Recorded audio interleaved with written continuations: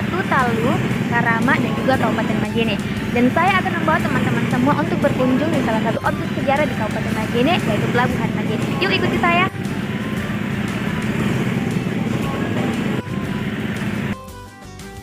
Pelabuhan yang akan kita tuju dulunya adalah pelabuhan penting di pesisir Mandar. Pelabuhan ini terletak di Teluk Majene atau berada di pusat kota Majene.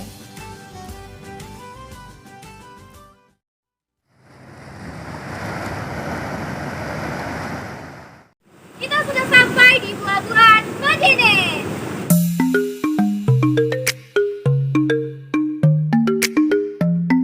Setiba di sini, saya bertemu dengan Kak Ridwan Alimuddin dan menanyakan seputar sejarah perahu Padewakan. Ada juga dokumentasi sewaktu kawasan ini masih berupa pantai, itu ada banyak pembuatan perahu, termasuk perahu Padewakan. Jadi ada foto yang saya temukan itu di arsip Belanda, WhatsApp, itu nelayan Mandar sedang membuat perahu Padewakan. Jadi memang kita di Mandar itu ya kental juga dengan penggunaan perahu Padewakan. Yang penting di komoditas yang dibawa itu adalah rempah.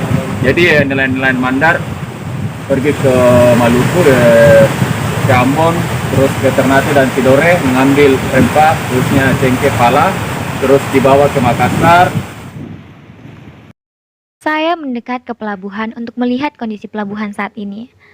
Namun, seperti yang teman-teman lihat, beberapa bagian pelabuhan kondisinya sudah cukup rusak.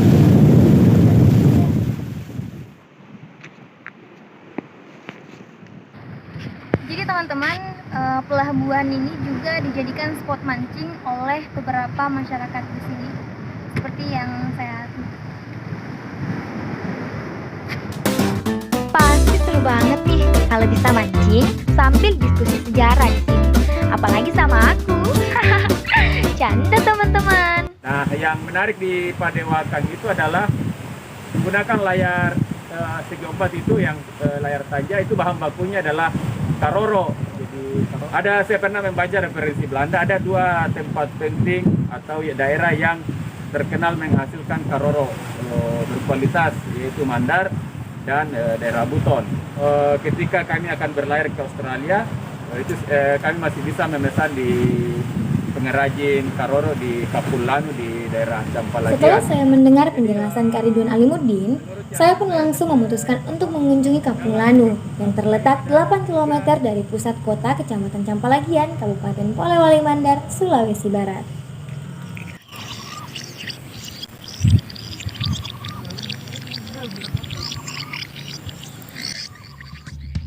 Saya pun ditemani oleh salah satu warga kampung Lanu untuk melihat pohon lanu atau gebang secara langsung.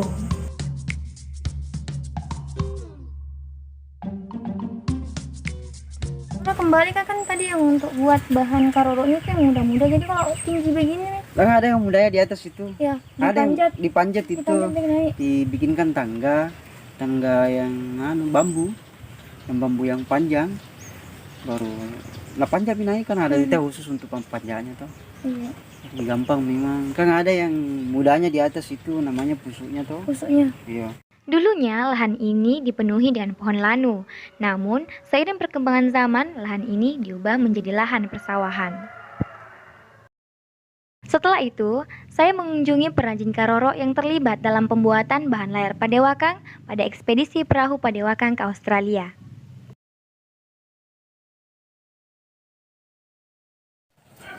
Ya apa sana dek Pak? Pasti nak, pasti tahu. Tahu namanya masa ini yang lumi di namanya kalau Pak ini, masa di kalau Pak ini, ya lupi ini, isa ini di namanya lupi ini, namanya isau ini, kita juga roho, orang isau itu. Asar banda semua tahu. Iya bahasa di saut itu tadi. Iyo isa itu isau mas tanah sauta namanya isau nih. Namanya detek nih mau pernah isau. Asal dia. Jadi selain dimanfaatkan untuk membuat karoro, jadi masyarakat Kampung Lanu itu juga menjadikannya sebagai tali. Jadi talinya tuh benar kuat banget teman-teman. Saya sampai nggak kuat untuk mutusinnya.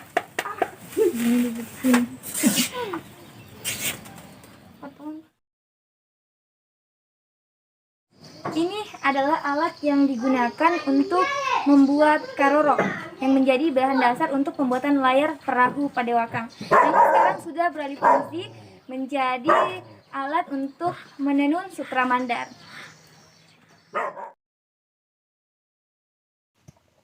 Wah, teman-teman, seperti inilah kira-kira proses pembuatan karoro.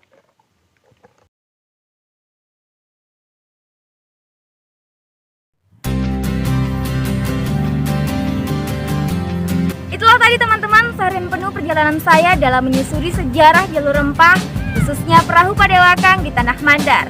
Dan teman-teman, sebagai generasi yang haus akan pengetahuan, sudah seharusnya kita mengetahui sejarah daerah kita sebagai penguat jati diri bangsa. Dan jangan lupa untuk mengabadikannya karena no document, no story. Saya Nur Fatma dari Man 1 Polewali Mandar, pamit undur diri dan sampai jumpa di perjalanan berikutnya.